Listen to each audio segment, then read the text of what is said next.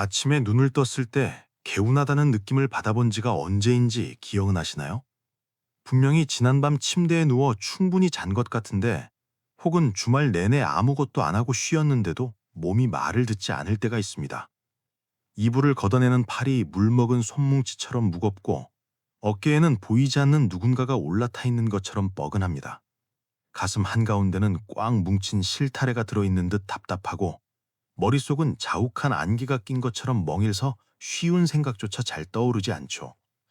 우리는 흔히 이렇게 말하며 넘깁니다. 요즘 회사 일이 너무 많아서 그래. 이제 나도 나이가 들어서 예전 같지 않나 봐.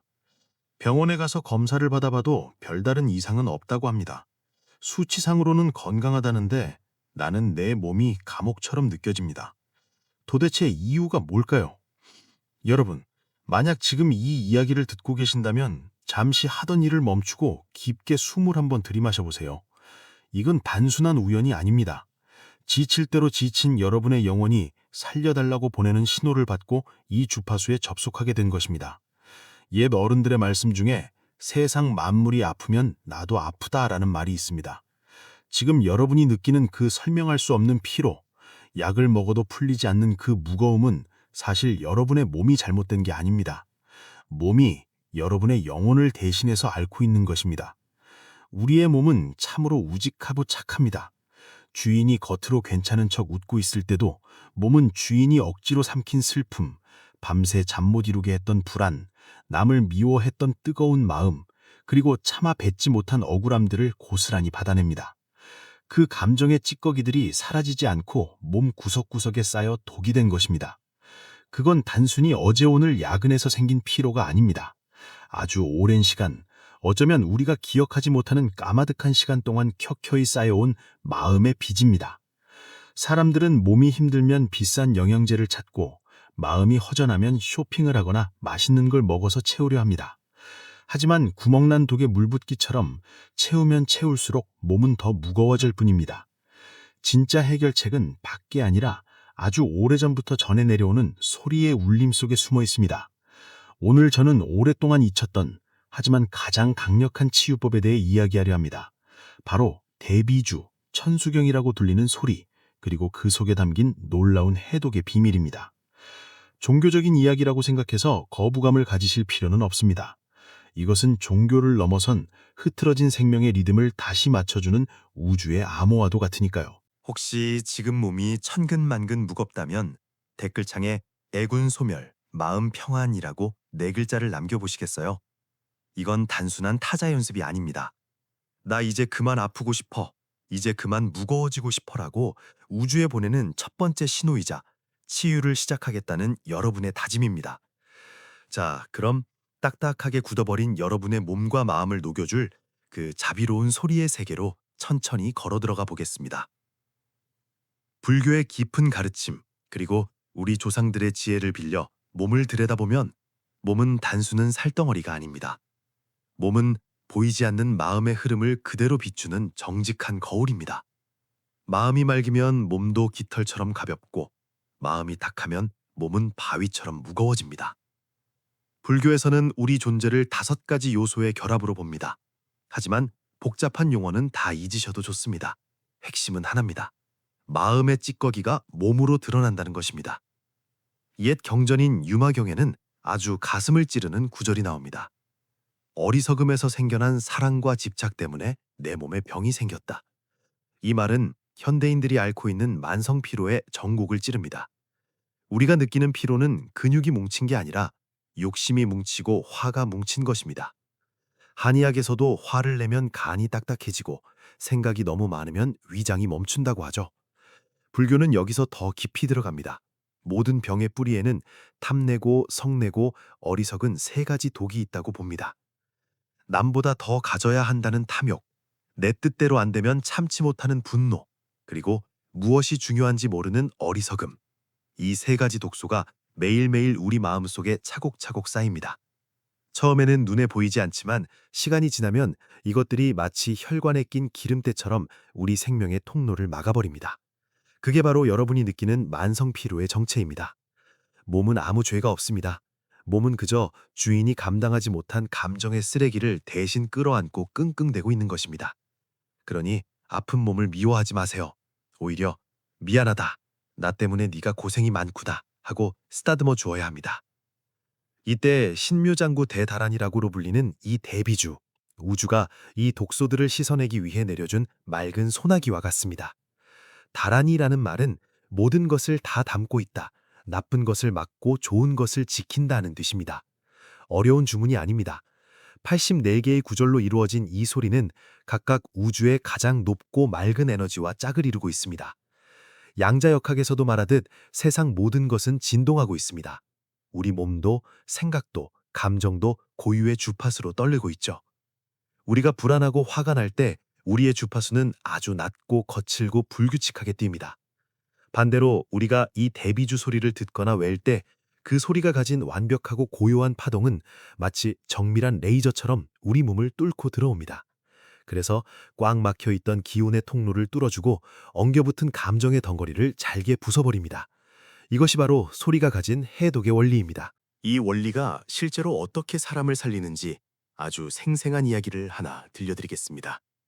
옛날 이야기 같지만 어쩌면 바로 오늘날 우리 주변에서 일어나고 있는 일일지도 모릅니다. 서울 강남, 하늘 높은 줄 모르고 솟은 빌딩 숲에서 누구보다 치열하게 살아온 최 회장이라는 분이 있었습니다. 그는 자수성가한 사업가였습니다. 맨주먹으로 시작해 수천억 대의 자산가가 되었으니 남들이 보기엔 성공한 인생의 표본이었죠. 하지만 그의 속사정은 지옥과 다름없었습니다. 50대 중반, 한창 왕성하게 활동할 나이인데도 그는 원인을 알 수 없는 병으로 말라가고 있었습니다. 병원에서는 자율신경실조증이니 번아웃 증후군이니 하는 이름만 붙여줄 뿐 뾰족한 치료법을 내놓지 못했습니다. 그의 증상은 끔찍했습니다. 아침에 눈을 뜨면 온몸에 젖은 시멘트를 부어놓은 것처럼 무거워 손가락 하나 까딱하기 힘들었습니다. 밤이 되면 피부 밑으로 수만 마리의 개미가 기어다니는 듯한 스멀거리는 느낌 때문에 잠을 잘 수가 없었습니다. 밥을 먹으면 모래를 씹는 것 같았고 눈은 퀭하게 들어가 얼굴에는 죽음의 그림자가 짙게 드리워져 있었습니다. 살아있지만 영혼은 이미 빠져나간 껍데기나 다름없었죠. 지푸라기라도 잡는 심정으로 그는 수행원들의 부축을 받아 강원도 깊은 산골, 지도에도 잘 나오지 않는 작은 함자를 찾아갔습니다. 그곳엔 평생 산문 밖을 나오지 않고 수행만 한다는 무연 스님이 계시다는 소문을 들었기 때문입니다. 늦가을, 산바람이 뼛속까지 시리게 불어오던 날이었습니다. 앙상한 나뭇가지들이 바람에 흔들리며 우는 소리를 냈습니다. 최 회장은 암자마당에 들어서자마자 마루에 앉아있는 노스님을 보고 그 자리에 주저앉았습니다. 스님, 제발 저 좀 살려주십시오. 제가 가진 돈을 다 드려도 좋습니다. 제발 숨 좀 편하게 쉬게 해주십시오. 이 몸뚱이가 쇠사슬로 묶인 감옥 같습니다. 차라리 죽는 게 낫겠습니다. 최 회장의 목소리는 갈라지고 떨렸습니다. 천하를 호령하던 회장님의 위엄은 온데간데 없고 그저 살고 싶은 한 마리 짐승처럼 애처로웠습니다.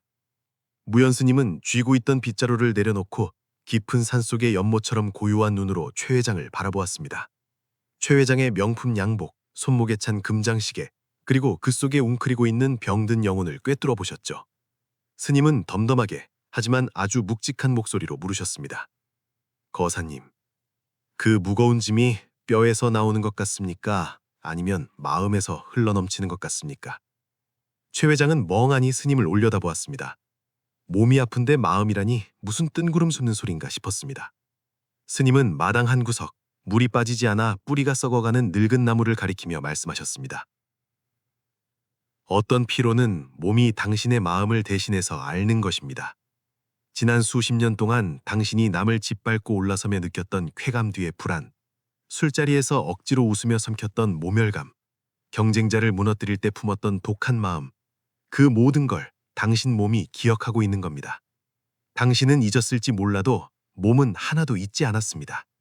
삭히지 못한 그 독한 마음들이 썩어서 당신 등을 짓누르는 거대한 산이 된 것입니다.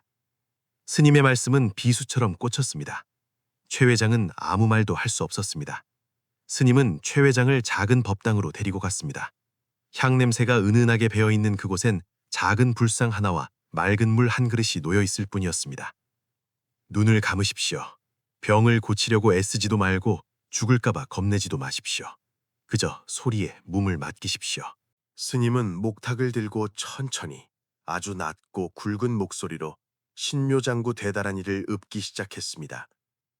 나모라 다나다라야야 나마갈약 바로기제 세바라야. 처음엔 그저 낯선 소리였습니다. 하지만 스님의 목소리가 점차 힘을 얻어가자 고요하던 법당 안에 보이지 않는 바람이 소용돌이 치기 시작했습니다. 최 회장은 그 묵직한 소리가 귀로 들리는 게 아니라 피부로 스며드는 것 같았습니다. 마치 따뜻한 파도가 밀려와 딱딱하게 굳어버린 등줄기를 어루만지는 느낌이었습니다. 소리는 점점 빨라지고 웅정해졌습니다. 높낮이가 있는 그 소리의 파동 속에서 최 회장의 몸에 이상한 변화가 일어났습니다. 발바닥부터 정수리까지 찌릿한 전류가 흐르기 시작했습니다. 마치 막혀있던 하수구가 뚫리듯 몸속에 말라버린 강을 천군만마가 뚫고 지나가는 것 같았습니다. 스님의 목소리가 절정에 달했을 때 최 회장은 감은 눈 속에서 기이한 환상을 보았습니다. 자신의 몸에서 검은 연기가 피어오르는 모습이었습니다. 그 연기는 젊은 시절 거래처 사장의 멱살을 잡았을 때 분노였고, 부도난 경쟁업체를 헐값에 인수하며 지었던 비릿한 미소였고, 직원들을 다그치며 쏟아냈던 독설들이었습니다. 그 검은 연기들이 털구멍 하나하나를 통해 빠져나가고 있었습니다. 싸우려 하지 말고 그냥 보내주십시오. 그들도 갈 곳이 있어 나가는 것입니다. 스님의 목소리가 뇌리에 꽂혔습니다. 최 회장은 두 주먹을 꽉 쥐고 버티던 힘을 툭 풀었습니다. 그래, 나갈 테면 나가라. 다 가져가라. 완전히 항복하고 받아들이자 바위처럼 무겁던 몸이 조금씩 허물어지기 시작했습니다. 메마른 논버덕이 단비를 빨아들이듯 소리의 진동을 온몸으로 흡수했습니다. 그때였습니다. 명치 끝에서 뜨거운 불덩이가 울컥 치밀어 올랐습니다. 수십 년 묵은 거대한 덩어리가 식도를 타고 역류하는 듯한 격렬한 통증이었습니다. 살점이 뜯겨나가는 고통에 식은땀이 비우듯 흘러내렸습니다. 비명을 지르고 싶었지만 목소리가 나오지 않았습니다. 몸 안에 장기가 뒤집히는 것 같았습니다. 스님의 연불소리는 더 거세게 몰아쳤습니다. 생사를 오가는 그 순간 최 회장은 내면 깊은 곳에서 터져나오는 긴 한숨소리를 들었습니다. 그건 반평생 성공해야 한다, 이겨야 한다며 채찍질만 당했던 자신조차 위로해주지 않았던 자기 영혼의 흐느낌이었습니다. 으악! 마침내 최 회장의 입에서 짐승 같은 토악질이 터져나왔습니다. 검붉은 핏덩이와 끈적한 가래가 바닥으로 쏟아졌습니다. 방 안에는 비릿하고 역한 냄새, 마치 썩은 늪지대의 냄새가 진동했습니다. 그 덩어리를 토해내자 거짓말처럼 가슴을 짓누르던 거대한 바위가 사라졌습니다. 헐떡이며 앉아있는데 코로 들어오는 산속의 공기가 그렇게 달콤할 수가 없었습니다. 태어나서 처음 맛보는 맑고 시원한 공기였습니다. 스님, 이게 대체 뭡니까? 최 회장은 바닥에 쏟아진 검은 덩어리를 보며 공포에 질려 물었습니다. 스님은 멈추지 않고 부처님 앞에 올려두었던 맑은 물 한 그릇을 최 회장에게 건넸습니다. 그건 당신이 갖지 못해 미워했던 마음, 다 가지고도 더 가지려 했던 탐욕입니다. 몸이 참 정직하지요. 눈에 보이지 않는 그 독한 마음들을 눈에 보이는 찌꺼기로 만들어 뱉어준 겁니다. 당신은 사업을 해서 세상과 싸워 이겼다고 생각했겠지만 당신 몸은 그동안 계속 지고 있었습니다. 최 회장은 떨리는 손으로 물그릇을 받아 마셨습니다. 시원한 물이 식도를 타고 내려가자 온몸의 세포가 다시 살아나는 듯했습니다. 살 것 같았습니다. 이제 다 끝난 것 같았습니다. 그는 비틀거리며 일어나려 했습니다. 그런데 그 순간 무릎에서 날카로운 통증이 느껴졌습니다. 마치 누군가 송곳으로 무릎을 찌르는 듯한 통증에 그는 다시 주저앉고 말았습니다. 아니, 스님, 가슴은 시원한데 다리는 왜 이렇습니까? 아직 안 나은 겁니까? 스님은 한숨을 깊게 내쉬며 슬픈 눈으로 최 회장의 다리를 바라보았습니다. 거사님, 겉에 묻은 독은 소리로 씻겨 나갔지만 뿌리에 깊이 박힌 원망은 아직 그대로군요. 혹시 25년 전 그 IMF 시절 당신이 큰 돈을 벌게 해준 그 재개발 사건 기억하십니까? 최 회장의 얼굴이 백지장처럼 하얗게 질렸습니다. 아무에게도 말하지 않았던 기억 저편 깊숙한 곳에 묻어두고 시멘트를 발라버렸던 그 기억. 스님이 그걸 어떻게 하는 걸까요? 그때 그는 돈이 없어 쫓겨나는 철거민들을 용역을 동원해 몰아내고 그 땅을 차지했습니다. 어쩔 수 없었다. 다들 그렇게 살았다. 그게 자본주의다라고 수천 번 변명해왔지만 사실 그날 밤 들었던 사람들의 울음소리는 가시가 되어 그의 뼛속에 박혀 있었던 겁니다. 다리가 천근만근 무거워 걷지 못하는 건 당신 때문에 갈 곳을 잃은 사람들의 손이 당신 다리를 붙잡고 있기 때문입니다. 스님의 목소리가 서리발처럼 차가워졌습니다. 이 대비주 소리는 당신 몸의 기운은 맑게 청소해주지만 당신이 지은 마음의 빚까지 대신 갚아주진 못합니다. 당신이 진심으로 그들에게 참여하지 않으면 당신의 다리는 영영 땅에서 떨어지지 않을 겁니다. 그 말에 최 회장은 무너져 내렸습니다. 그는 차가운 마룻바닥에 머리를 찌으며 오열했습니다. 잘못했습니다. 제가 잘못 살았습니다. 허공을 향해, 아니 자기 양심을 향해 그는 짐승처럼 울부짖었습니다. 그 울음은 연기가 아니었습니다. 돈이라는 갑옷을 벗어던진 발갑옷은 영혼의 처절한 몸부림이었습니다. 소리의 울림 속에서 그는 자신이 상처 입힌 사람들의 얼굴을 하나하나 떠올리며 빌고 또 빌었습니다. 한참을 그렇게 울었을까요? 마지막 연불 소리가 끝나고 저녁 노을이 법당 안으로 붉게 쏟아져 들어왔습니다. 최 회장은 눈물 범벅이 된 얼굴을 들고 천천히 일어났습니다. 놀랍게도 다리를 찌르던 통증이 사라지고 없었습니다. 발걸음이 어린아이처럼 가벼웠습니다. 그는 스님께 큰 절을 올렸습니다. 스님, 제가 독이 든 자루를 보물인 줄 알고 짊어지고 살았습니다. 이제 내려놓겠습니다. 감사합니다. 스님은 빙그레 웃으며 마지막 당부를 하셨습니다. 이 소리는 비노와 같습니다. 겉에 묻은 때를 씻어줄 순 있지만 문 밖을 나가서 또다시 진흙탕에 뒹굴면 부처님도 못 구합니다. 당신이 힘들었던 건 세상과 싸웠기 때문이고 지금 가벼운 건 세상과 화해했기 때문입니다. 이제 내려가서 베풀며 사십시오. 당신이 번 돈을 약으로 쓰십시오. 그게 진짜 치료입니다. 그 후 최 회장은 정말로 달라졌습니다. 재산의 절반을 내놓아 어려운 학생들과 철거민들을 돕는 재단을 만들었고 다시는 그 끔찍한 병이 재발하지 않았습니다. 그는 매일 밤 잠들기 전 이 대비주를 들으며 하루 동안 쌓인 마음의 먼지를 털어내는 것을 잊지 않았다고 합니다. 이 이야기는 지어낸 전설 같지만 그 속에 담긴 이치는 아주 과학적이고 현실적입니다. 우리 몸은 거대한 물주머니와 같습니다. 우리 몸의 70%는 물이니까요. 물은 정보를 기억한다는 말이 있죠. 일본의 한 연구에 따르면 물에게 사랑해, 고마워라는 말을 들려주면 물의 결정이 보석처럼 아름다운 육각형이 되지만 짜증나, 미워라는 말을 들려주면 결정이 흉측하게 찌그러진다고 합니다. 우리가 화를 내고 남을 미워하고 불안해할 때 우리 몸속의 물은 어떻게 변할까요? 흉측하게 찌그러지고 끈적하게 변해서 순환을 막고 병을 만듭니다. 반대로 이 대비주의 소리는 우주에서 가장 완벽하고 맑은 물의 결정체와 같은 진동수를 가지고 있습니다. 이 소리를 듣거나 외우면 마치 초음파 세척기가 안경에 찌든 때를 벗겨내듯 우리 세포 하나하나를 미세하게 진동시켜 엉겨붙은 감정의 찌꺼기를 털어냅니다. 세포 속의 물을 다시 맑고 깨끗한 육각형으로 되돌려 놓는 것이지요. 그래서 소리를 듣는 것만으로도 몸이 가벼워지고 머리가 맑아지는 것입니다. 그리고 더 중요한 건 이 소리가 담고 있는 자비의 마음입니다. 나만 잘 살겠다, 내 것을 뺏기면 안 된다는 좁은 마음이 우리를 긴장시키고 병들게 합니다. 하지만 이 소리를 들으며 모두가 평안하기를, 내 안에 독이 사라지기를 바라는 넓은 마음으로 주파수를 맞추면 꽉 닫혀있던 내 에너지장이 활짝 열립니다. 우주의 무한한 에너지와 연결되는 순간 내 안의 작은 독소들은 순식간에 정화됩니다. 그렇다면 우리는 이 바쁜 현대사회에서 산속에 들어가지 않고도 어떻게 이 지혜를 활용할 수 있을까요? 거창하게 생각하지 마세요. 생활 속에서 아주 쉽게 실천할 수 있는 방법들을 알려드리겠습니다. 첫째, 배경음악처럼 듣기입니다.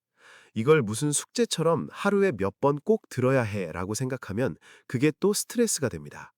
그저 출근길 꽉 막힌 지하철 안에서 점심시간에 잠시 눈을 붙일 때 혹은 샤워할 때 멍하니 이 소리를 틀어놓으세요. 가사의 뜻을 몰라도 상관없습니다. 그저 이 소리의 진동이 내 피부를 뚫고 들어와 뭉친 어깨를 씻어주고 복잡한 머릿속을 헹궈준다고 상상하세요. 소리에 몸을 맡기는 겁니다. 둘째, 한 잔의 축복입니다. 아침에 일어나서 물 한 잔을 마실 때 바로 마시지 말고 잠시 컵을 두 손으로 감싸주세요. 그리고 마음속으로 대비주의 구절을 떠올리거나 좋은 마음을 담아 물을 바라보세요.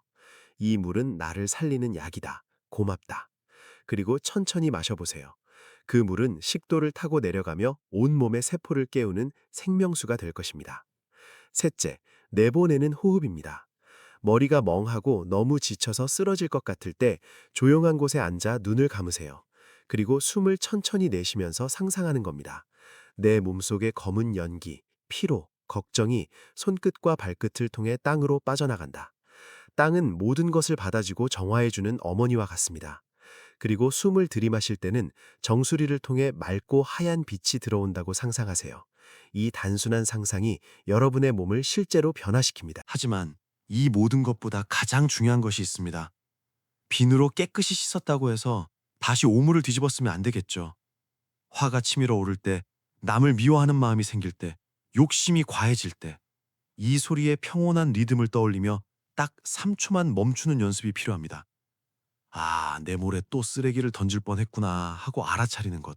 그것이 진정한 수행이고 내 몸을 사랑하는 방법입니다. 자, 이제 다시 한번 깊게 숨을 들이마시고 천천히 내쉬어 보세요. 어떠신가요?